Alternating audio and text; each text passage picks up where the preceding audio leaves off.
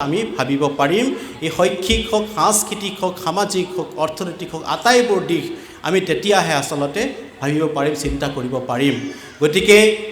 সময় বহু পাৰ হৈ গৈছে এতিয়াও আশা কৰা ধৰণে অসম চুক্তি ৰূপায়ণ হোৱা নাই গতিকে এই চুক্তিখন ৰূপায়ণ কৰিবৰ কাৰণে অসম ছাত্ৰ সন্থাৰ নেতৃত্বত আমি সকলোৱে একেই পথেৰে পথিক হৈ তাত আমি সহযোগ কৰিব লাগিব নিখিলেৱা ছাত্ৰ সন্থা সহযোগ কৰি আহিছে অনাগত সময়ত জাতিৰ বাবে দেশৰ বাবে অসম ৰাজ্যৰ বাবে আমি প্ৰতিটো ক্ষণত অসম ছাত্ৰ সন্থাৰ লগত সদৌ অসম ছাত্ৰ সন্থাৰ লগত আমি থাকিম সদৌ অসম ছাত্ৰ সন্থাই এইখিনি আমি গৌৰৱেৰে ক'ব খুজিছোঁ যে যি ধৰণে অসম আন্দোলন ভূমিক কেন্দ্ৰ কৰি হৈছিল নিজৰ অধিকাৰক কেন্দ্ৰ কৰি পেলাই হৈছিল এটা সৰু অঞ্চল ৰাভা হাছঙতো আমি সেই ভূমিক কেন্দ্ৰ কৰি আমাৰ ৰাভা হাছং সাহিত্য শাসিত পৰিষদখনক ভাৰতীয় সংবিধানৰ ৬ষ্ঠ অনুসূচীত অন্তৰ্ভুক্তিকৰণৰ যি দাবী তাত সদৌ অসম ছাত্ৰ সন্থাই আমাক সহযোগ কৰিছে সদৌ অসম ছাত্ৰ সন্থাই আমাক অনুপ্ৰেৰণা যোগাইছে গতিকে এই চেগতে মই সদৌ অসম ছাত্ৰ সন্থাৰ প্ৰতিগৰাকী কৰ্মকৰ্তা বিষয়সকললৈ আমাৰ নমস্কাৰ ও ধন্যবাদ জ্ঞাপন কৰিব বিচাৰিছোঁ গতিকে আমি আশা কৰোঁ যে সকলোৱে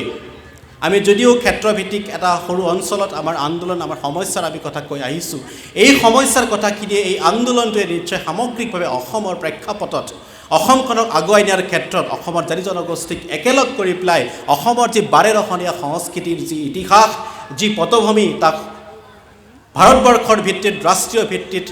আন্তঃৰাষ্ট্ৰীয় পৰ্যায়ত তাক জিলিকাই ৰাখিব পাৰিম গতিকে মই দীঘলীয়া কৰিব বিচৰা নাই আজি আমাক এই অনুষ্ঠানত আমন্ত্ৰণ জনাই ইয়াৰ অংশীদাৰ কৰাৰ বাবে সদৌ অসম ছাত্ৰ সন্থাক ধন্যবাদ জ্ঞাপন কৰিব বিচাৰিছোঁ গোৱালপাৰা জিলাৰ ছাত্ৰ সন্থাৰ প্ৰতিগৰাকী কৰ্মকৰ্তাক আমাৰ ধন্যবাদ আমি জ্ঞাপন কৰিছোঁ গতিকে আহি থকা সময়ত সকলোৱে একেলগ হৈ পেলাই জাতিৰ বাবে সেই শ্বহীদসকলক উচিত মৰ্যাদা দিয়াৰ বাবে মূল্য দিয়াৰ বাবে একেলগে সংগ্ৰাম কৰি অসমখনক সুৰক্ষিত এক স্থানলৈকে আমি তাক ৰূপান্তৰ কৰিব লাগিব তাকেই আশা কৰিছোঁ আৰু সদায় এক জাতীয় স্বাভিমান এটা